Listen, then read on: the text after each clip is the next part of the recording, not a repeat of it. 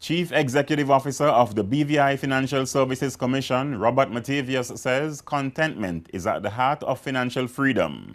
Delivering the 11th annual Dr. Norrell Harrigan Lecture at Maria's by the Sea Hotel on July 19, the experienced economist says financial freedom is centered on our attitudes towards money and money affairs, and is not to be measured by the amount of money a person has or make, or even how much they owe. This point of view may seem unrealistic for some of us, but Matavius proposes that financial freedom is a state of not having your mental and emotional energies exhausted by worrying about money and money matters, now or even in the future. Freedom from worry, anxiety, stress, tension, harassment, bitterness, or resentment over money. It encapsulates freedom from the bondage of debt, greed, envy, and covetousness, freedom from oppression and resentment of others.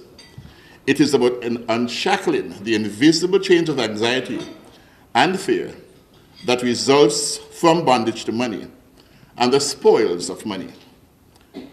Moving from bondage to freedom, you see, is a transformative process.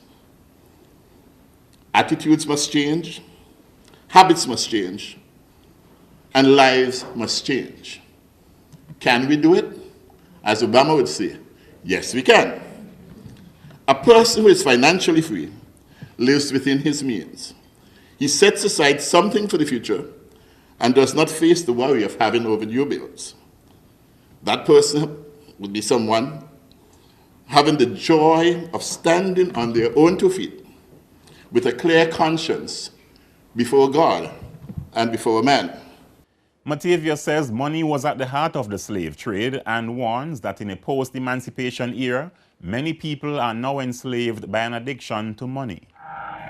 Now today the institution of slavery may be over, but money, and particularly the invisible chain of debt, still shackles and prevents us from realizing our true potential. As Dr. Eric Williams, the famous former Prime Minister of Trinidad, said, money is no problem. The problem is no money. When we worship the devils of money, when we hanker after the power, the prestige, and the possessions that we believe money and the access to money brings, it is hard to live freely. When we become enslaved by our own addiction to money, we have become not only the bricklayers to our own stumbling blocks, but we have become co-conspirators in our own oppression, falling downwards in the chains of our own destruction. So it is not for nothing that great West Indian poet, philosopher, songwriter, Bob Marley, exhorted us to emancipate yourselves from mental slavery, because none but ourselves could free our minds. Many people here make the mistake of thinking that all the challenges of the world would dissipate if we had enough money. Nothing could be further than the truth. One of the deceptions of the world is that freedom comes from having lots of money and material things. But money, you see, does not free people from stress, from bitterness, or resentment. The stark reality is that in the area of our finances, as in any other area of life, true freedom comes only from having God's inner peace, joy, and contentment. The thought-provoking presentation also highlighted several aspects of today's consumer-driven culture, which promotes impulsive spending on consumer items that are often not in keeping with an individual's financial reality.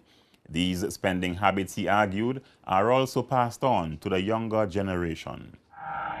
Far too many spend their lives buying what they don't really need with money they don't really have, to please and impress people they don't really like.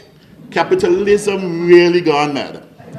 We buy things because other people do so, to keep up with not only Tom, Dick, or Harry, but Peter, Paul, and Mary, the Joneses. Even if we suffer as a result, we buy things because we are weak, because we are vain, because we have lost belief in the value of discipline and self-control. We have forgotten that things are only things, material things that will not last in a world which is constantly disappearing. They have no spiritual value. You cannot take them to the grave, and certainly they won't be going to heaven with you. We want the latest, the baddest, the biggest, the most expensive, the sexiest, and the one with the most features. And what is worse, we teach our children the same habits. They must have the brand names, the designer clothing and shoes, sneakers, Nike, anything, iPads, iPhones, you name it, we want our children to have it. After all, they ain't less than yours. They got to have it. Getting into debt has become so much second nature that we've forgotten how enslaving it is. As King Solomon said, the borrower becomes the servant to the lender. Being constantly in debt is a disaster waiting to happen. Matavius will be awarded an honorary Doctor of Laws degree from the University of the West Indies Open Campus at the institution's annual graduation ceremonies come October 12 this year for his stellar contributions to Caribbean development. He was appointed Director of Financial Services in 1993 and subsequently appointed to his present position as Managing Director and Chief Executive Officer of the FSC in 2002.